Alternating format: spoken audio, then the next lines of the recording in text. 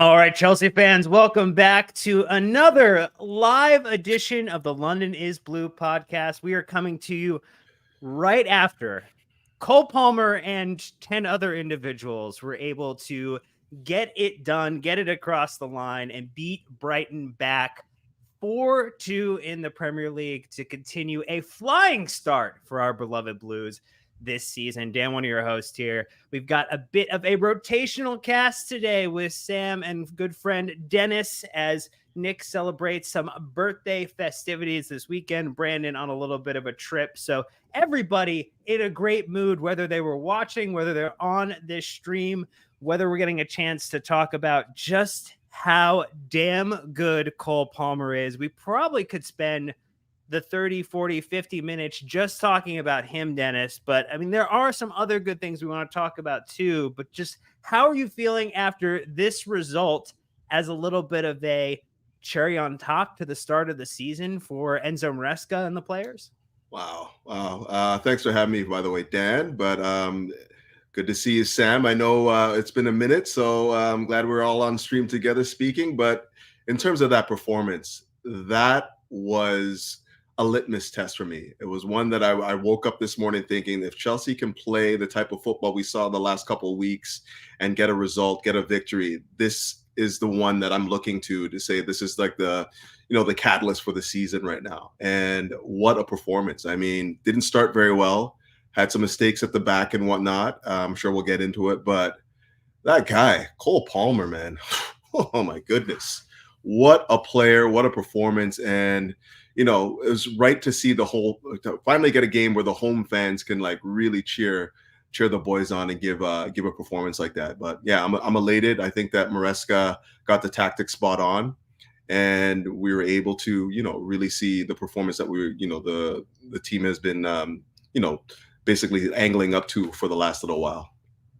And I think you kind of mentioned this, Dennis, but I think as we think about the preview that we did, Sam, that did go up a little late due to some hurricane-related weather challenges. Thankfully, everyone is safe on our end, and hopefully anyone kind of experiencing that over the last couple of days, you're safe as well. But a 4-2 scoreline, a lot of high line antics. I mean, how many predictions did you get right about this match, Sam? I know we both favored the win on it, but I feel like we should take you to Vegas at some point.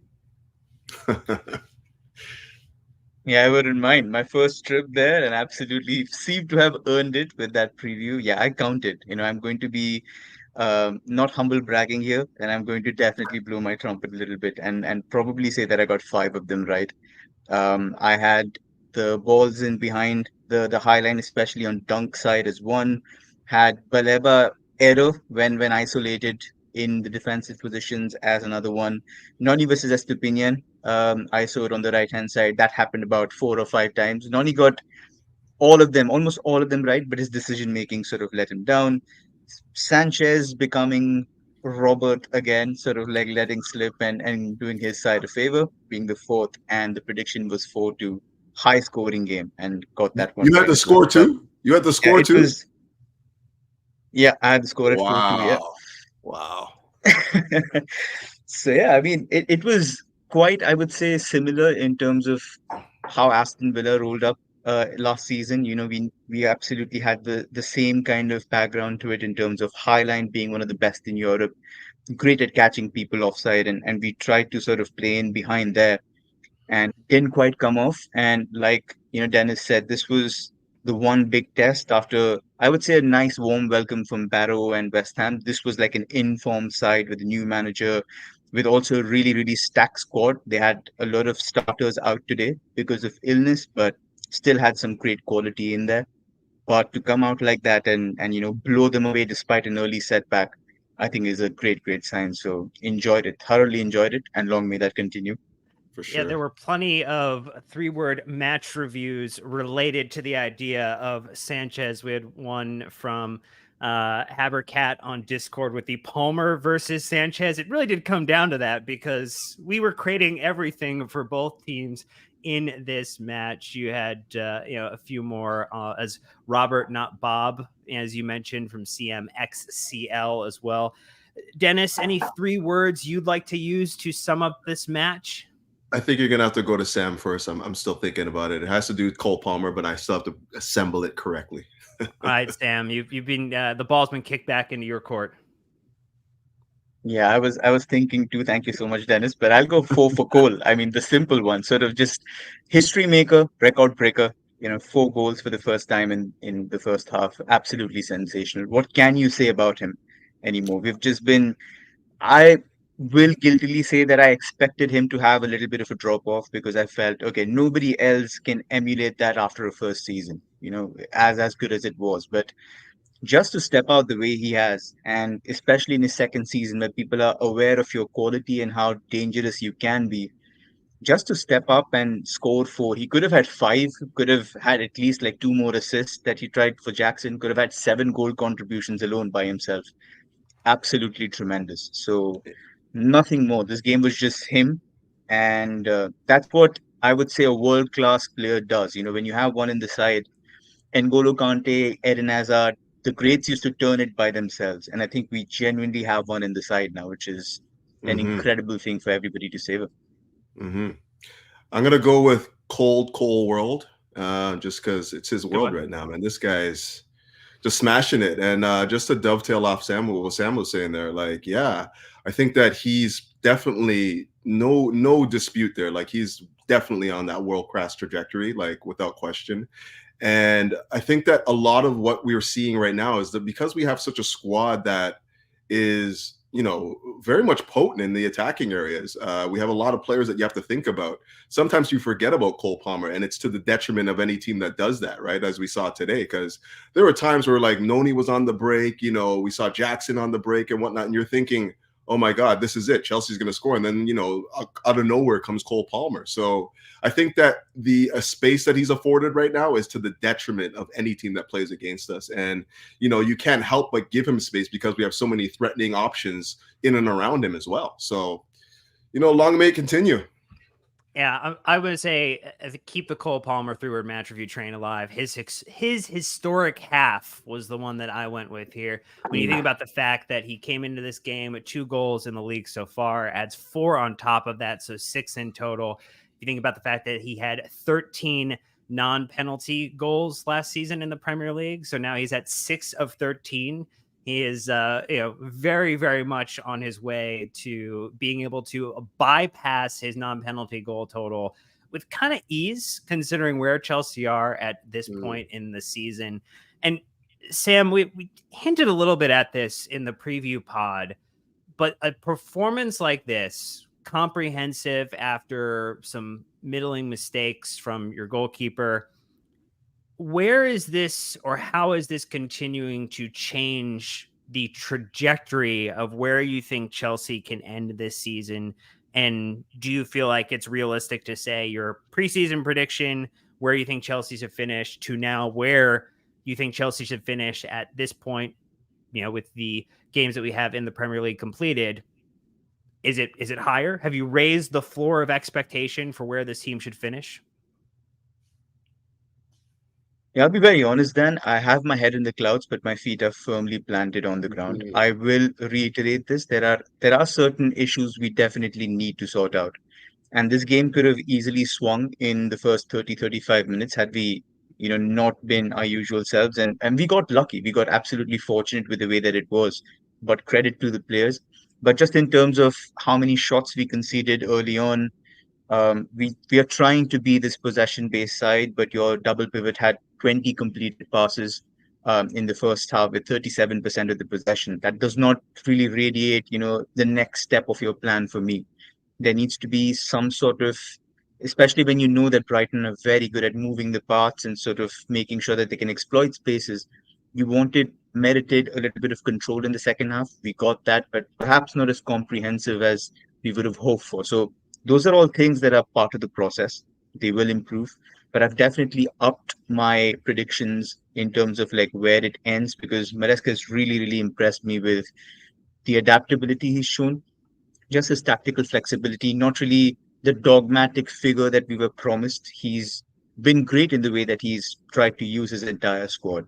And it's also great to sort of like hark back to CFCW And we're doing like nothing really in the first half, and then suddenly you've got Myra Ramirez off the bench, you've got Kat Macario off the bench, and you look at these deep squads that are full of problem solvers. I think that essentially shows good managers will use what they have at their disposal and get the best out of their side. So that's what he did today, and credit to him. I think this season has the potential to go really, really well, especially where we're stacked in the table now. It looks glorious then after like a couple of years in the wilderness. So I'm hoping we stay there.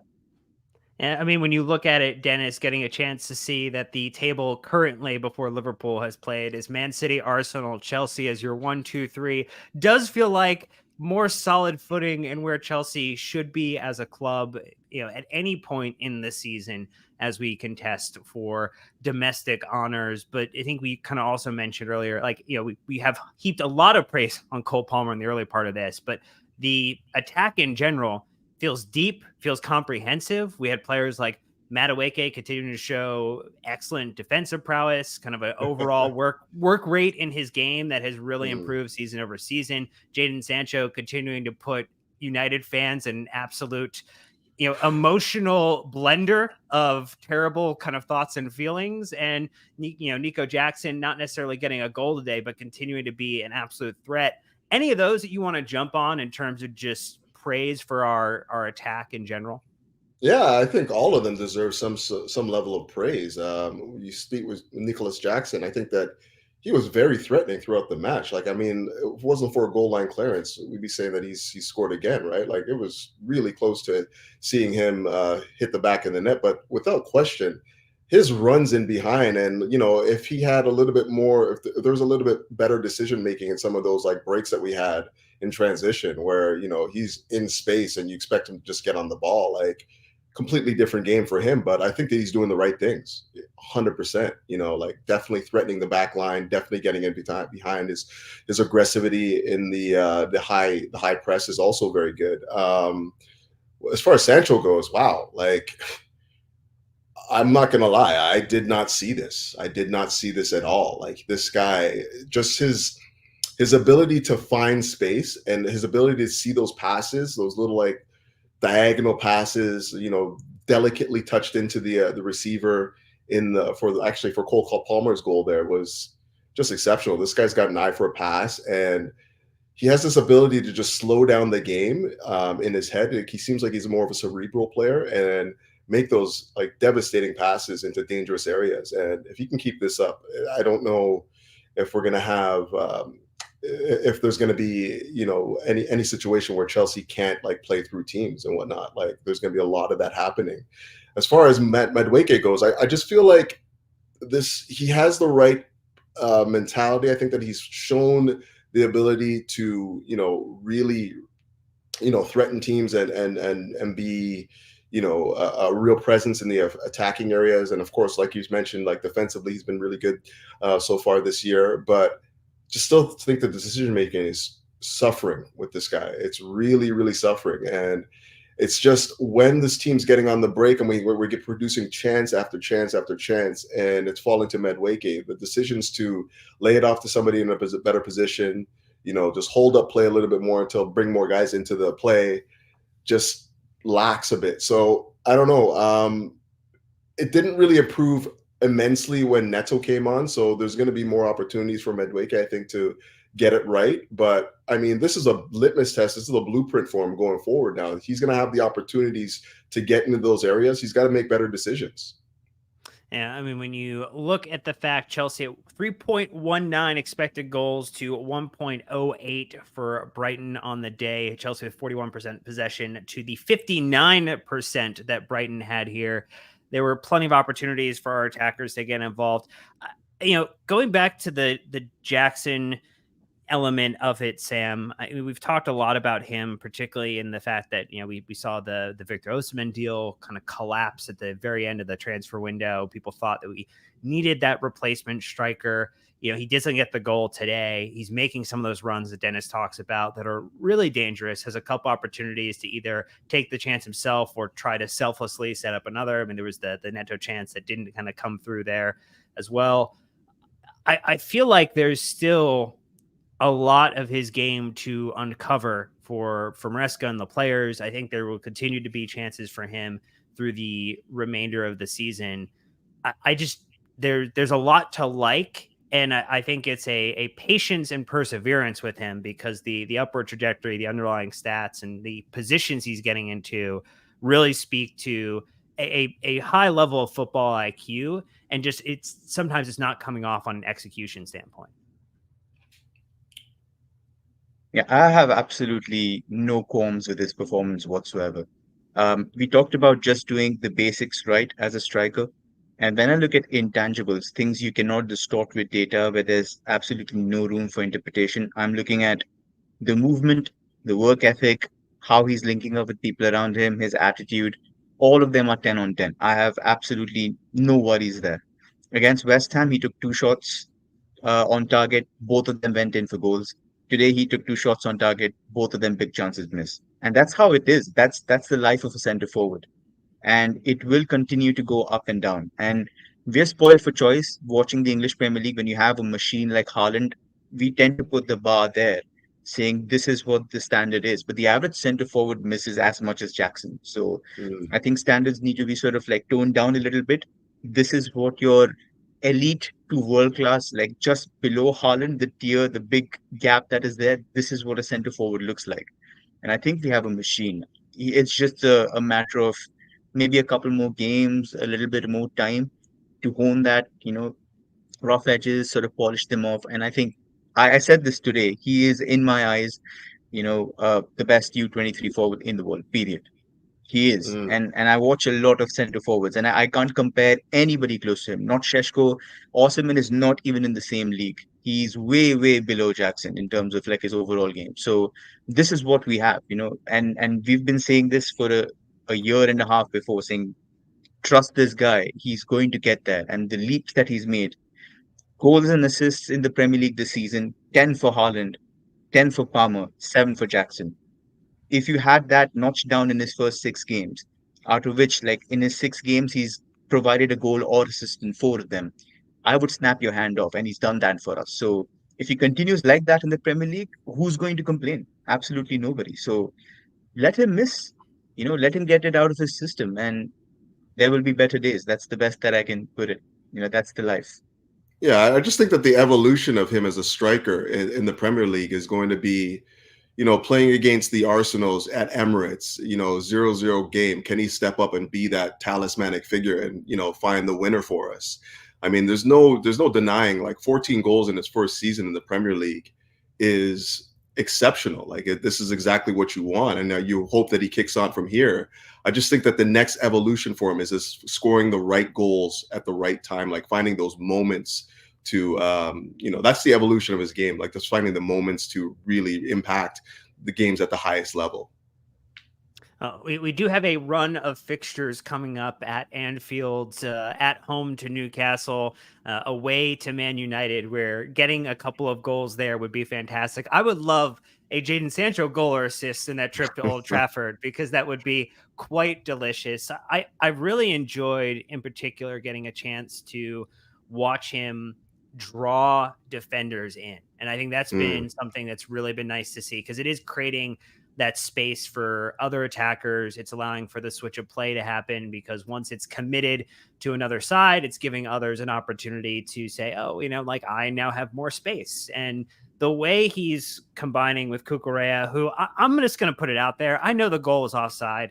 It should have stood only for the banter. Like 100% that goal should have stood for the banter, just because I would have loved to see what celebration he would have pulled off with, because I do think getting booed fully from the former team that you played for, it just has to give you a little bit of an extra edge on that one.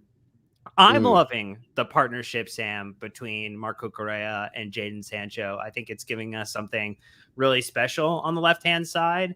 And, I think something that Enzo Maresca is enjoying as well. I mean, almost, I think, like, even hesitating to say, I'm going to pull off these players and put, Mudryk and Vega on, because I'm getting so much from Cucurella and from Jadon Sancho. Yeah, and that's the big defining factor for me. Like, how many bodies can you put around Jadon Sancho? How much support can you give him? And the moment you do give him those runs, he pulls off again the kind of moments that he did today. Again, third assist for him in 3 games. It took him, I think, what, 4,000 minutes to get there for Manchester United. So it just gives you a good picture of where he stands with us. And I think he gets better from here. You can still give him a lot of support. It's unfortunate that Palmer is a left-footed right sort of player who shifts to the right wing.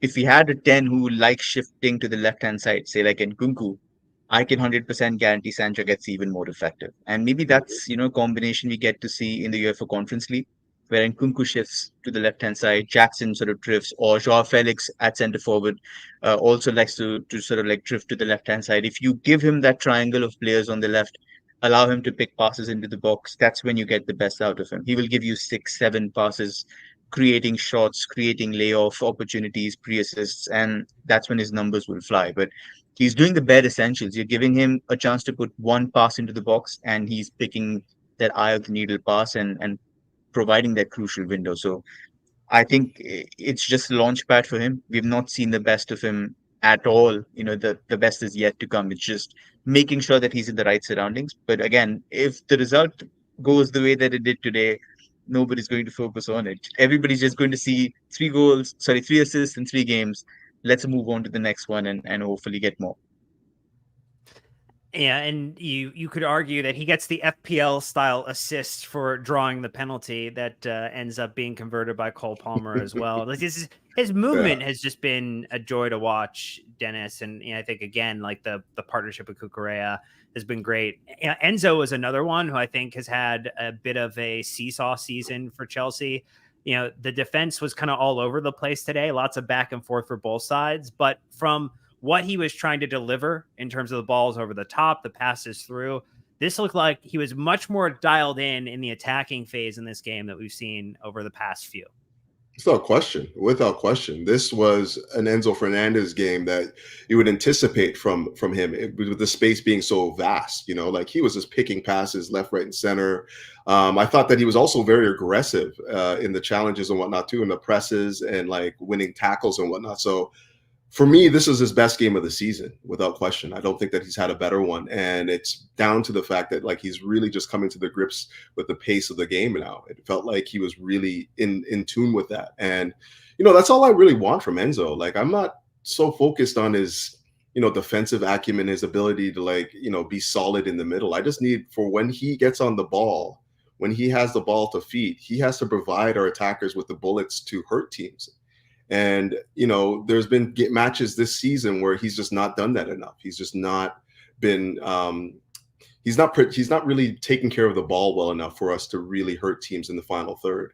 And, for going forward, if Enzo decides to play the way that he did today, if he gives us that sort of performance, those, split second passes to get guys in behind, the switches to the left, the switches to the right and whatnot, just spraying passes all over the place, we're going to be laughing because this is exactly why, this is the quality that you want on the pitch when you're playing such a helter-skelter game. I mean, if you look, if you look at the game that Caicedo gave us, it was a little bit, not as great. Like he didn't really give us the stability in the middle as you would normally see. And I guess most of that was down to the fact that he was just basically playing a single pivot for the most part.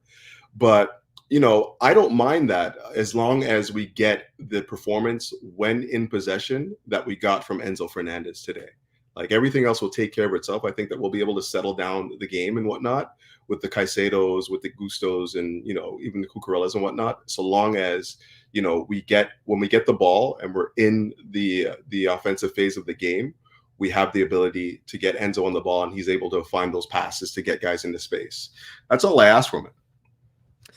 Sam, kind of continuing on that topic, I felt like Enzo, to Dennis's point there, had a lot more in the attacking phase. I do think he still tends to put a lot of additional work on Moises Caicedo when he doesn't necessarily get back as quickly. But this game just seemed to be all over the place from a transitional element. What did you make of the midfield partnership in this match, considering the fact that, we now had Romeo Lavia able to come in for about 10 to 15 minutes at the end there, bringing back some depth to that position in the games ahead?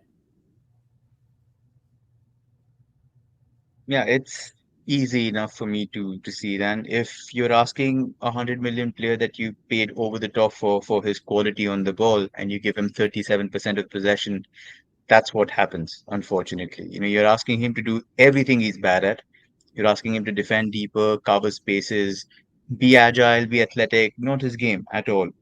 And somewhere in the mid, I would say in the 40th minute, 42nd minute of the first half, he had completed, I think, 7 passes. And out of Mm, those, 3 of them were like probably our best opening. So 2 of them were through balls for Palmer in behind. One that he fluffed, that he should have squared to Jackson just before his goal. Another was, I think, one that opened up the defense again on the right hand side. And the third was the 1-2 attempt for Sancho when he got fouled for the penalty. And those 3 passes came from Enzo. And that's what happens when you give him quality on the ball. Unfortunately, he only had like 11 passes in the first half. So, what can you expect him to show? The best performance that I've seen, I think, from him recently was for Argentina against Chile in that 3-0 win for Argentina. And he had 88 passes there, enough time to express himself, play those long balls, play switches.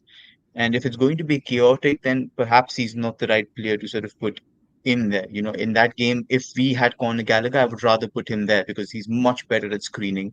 He's mm, much better at cutting out space. That's not what you want Enzo to do. Great. If you have a system where you have 75% of the ball and you want somebody to find solutions, he is the guy. But today was just not the kind of game for him. And again, it's a philosophical debate in terms of how do you improve it? Do you change the style to accommodate him? What is the end vision for Maresca? All of that comes into being. But yeah, hard questions have to be asked. Like, who occupies that left-sided position in games like these? Is it going to be Lavia? Is it going to be Enzo?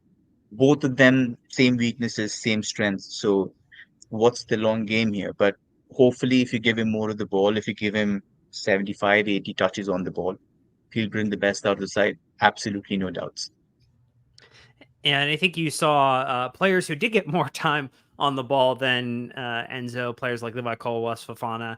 I would argue that without the Sanchez mistakes, you would probably have a lot more praise for both of those players today. I think in general, Levi Colwell continues to be the center back number one for Chelsea. No ifs, ands, or buts about it. And then, West did have a couple of good moments in here that too. I really liked in particular with how they were pressing forward Dennis into midfield, really trying to help allow Chelsea to exploit the high line, the suicidal high line that Brighton enjoyed playing in this match. That you get one or two offside decisions that feel a little rough, but really, did you see anything in particular from West or Levi that you liked? In general, I'm enjoying them as a pairing. I think Levi, my favorite of our center back grouping at the moment. And, I think in general, there could be something here with this partnership. What are your thoughts? yeah, I agree 100%. I would say for Colwell, I think his second half is more in line with what he's been like this season than his first half. I thought gave away the ball a bit too much in the first half. Obviously, the clearances weren't spot on. His long range passes weren't necessarily spot on as well. But I thought his second half display was more in line with what we've been accustomed to seeing this season. As far as West goes, yeah, I don't think he had a great game. I thought he was a little bit muted, to be honest. Second half again, I thought that because we had a little bit more solidity in there, he played a little bit better.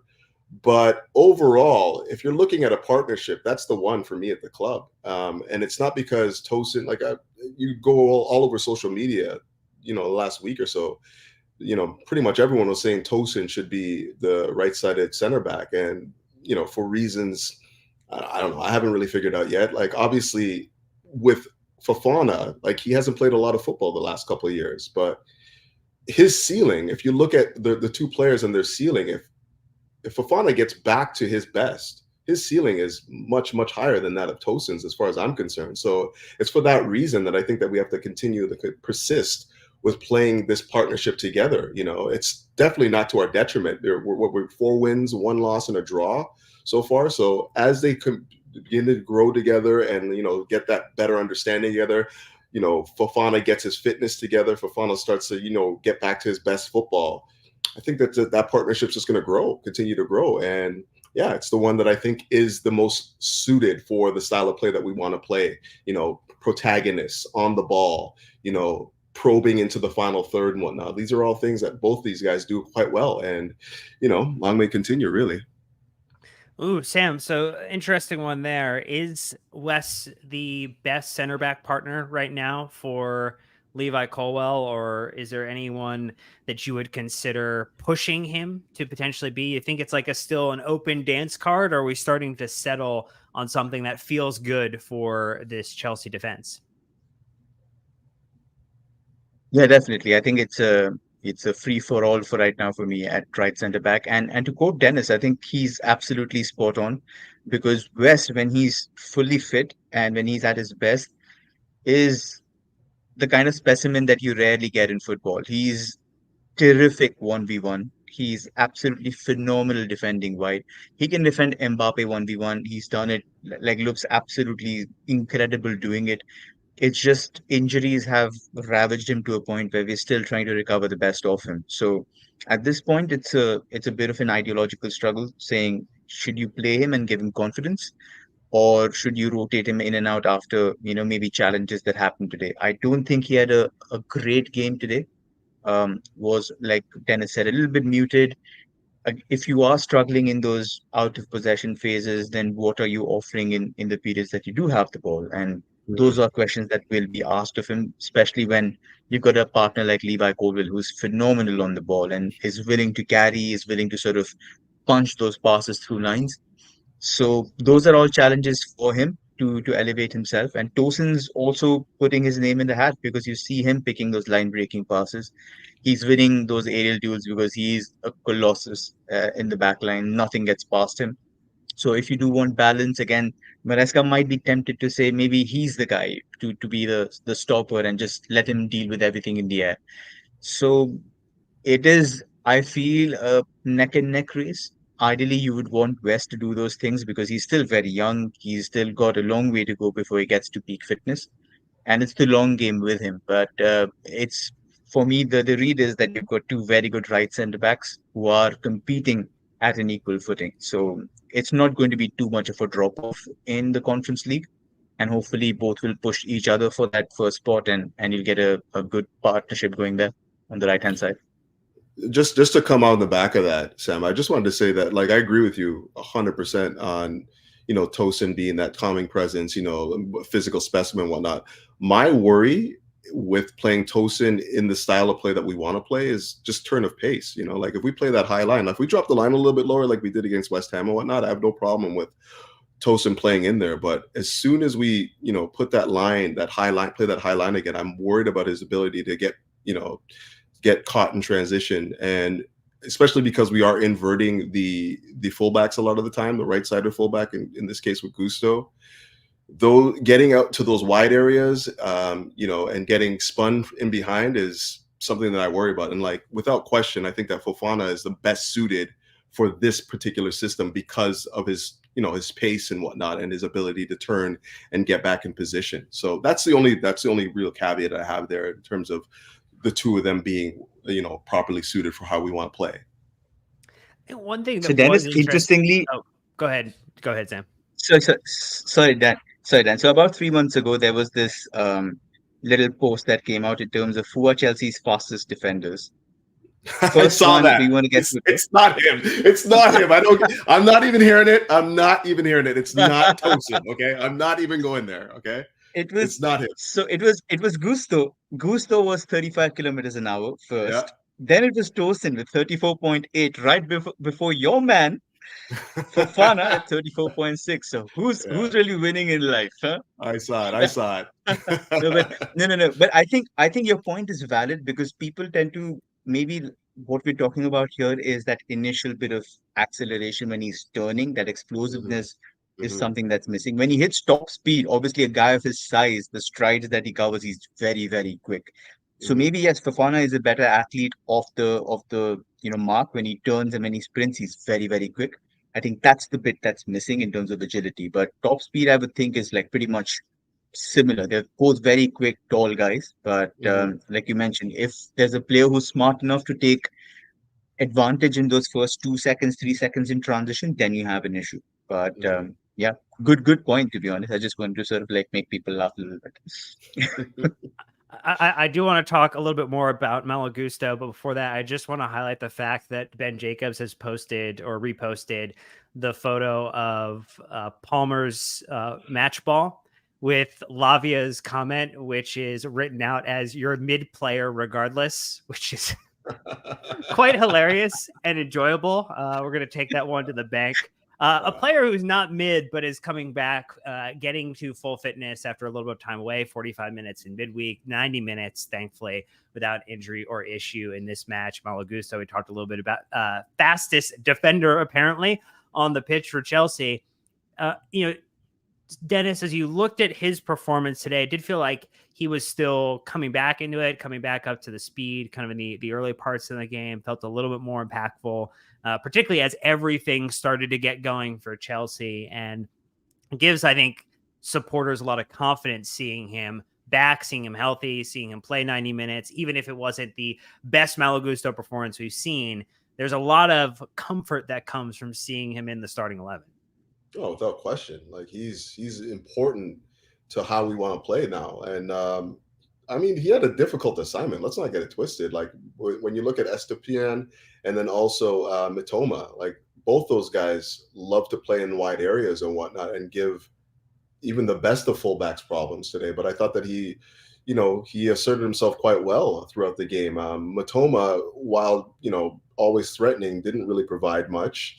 And Estepinian, I was always worried about him just underlapping and getting in the box and whatnot, or even just dovetailing off of Matoma and creating problems in wide areas. And neither of those things happened today. So for me, I thought Gusto was probably given the instruction to play a little bit safer for the reasons that I just said, like those two guys, basically overloading that left side of the pitch there. But, when we did get forward, when we did have those opportunities to get him in, the inverted runs to get inside that number 10 area there, like I thought that he's good. He's occupying good spaces and whatnot. And, again, on the transition, Chelsea were very good at like breaking with pace and whatnot. And that's Malo Gusto's strength. He did have that one cross, if I'm not mistaken, in the first half where I think he almost found, I want to say it was Jackson in the box there where, a better pass, whatnot. I think that we would have been able to score again. But overall, this is what you want from Gusto, just having the awareness and the ability to understand what's happening, in front of him and behind him as well. And, be switched on for most of the game and whatnot. So, long may that continue because as we know, the preferred right back right now has not been healthy enough to hold down the position long enough. So, having somebody like Gusto come into games like this that are very, very difficult and challenging for any right back is a welcome presence for me. I mean, I think we won't spend a lot of time talking about Robert's performance on the day. Just made a couple of saves, had a couple unfortunate brain farts. Chelsea still won on the day, so we're just gonna cash that check and take it to the bank. I do think, though, it begs the larger question here. We kind of went top to back, front to back, rather, in terms of the total team talking about it over this match reaction.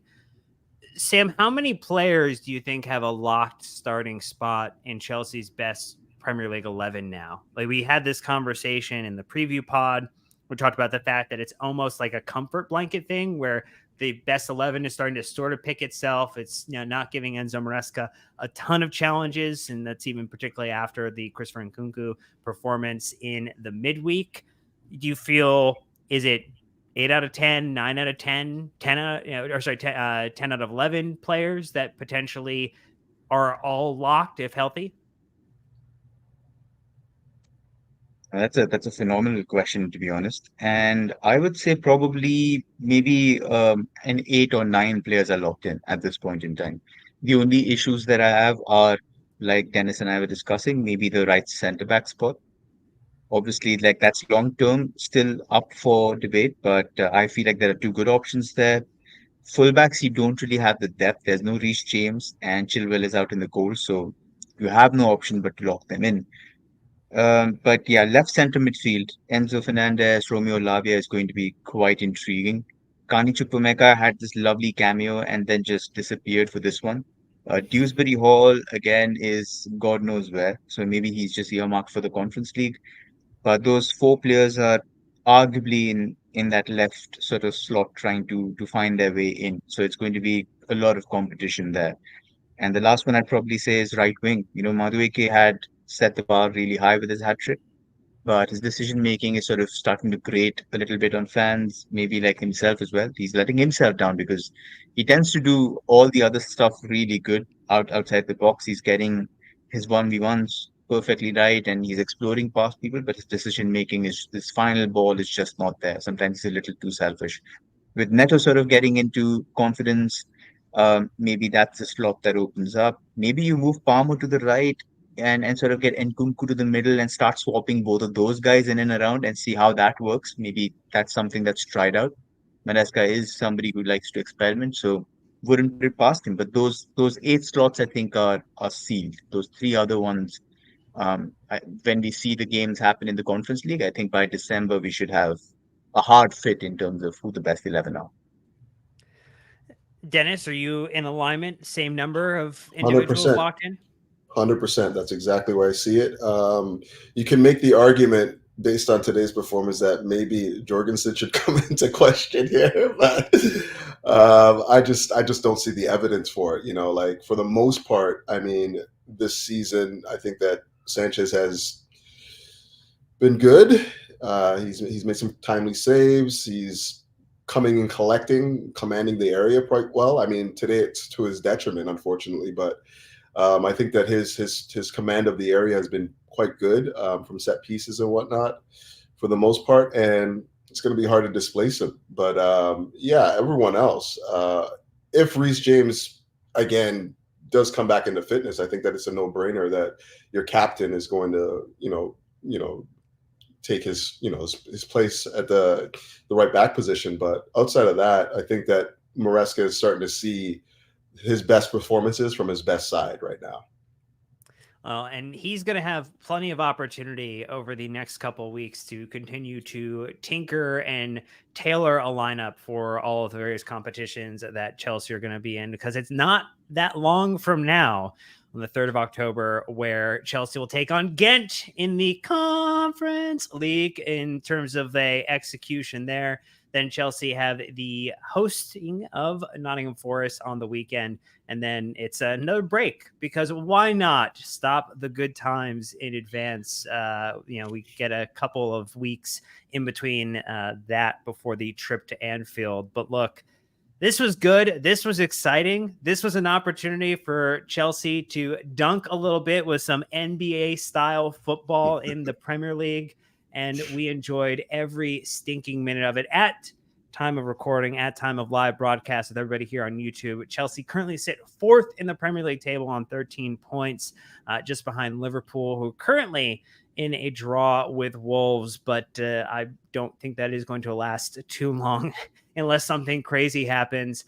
And then we do have the risk of Villa gazumping us after they play Ipswich, because who knows, maybe something crazy happens there. But sitting 4th at the moment, sitting pretty, being comfortable and confident once again. Chelsea are back, seemingly, and Dennis and Sam had the chance to enjoy this live stream with both of you. But that's going to do for this one. So until next time, Chelsea fans, you know what to do. Keep the blue flag flying high.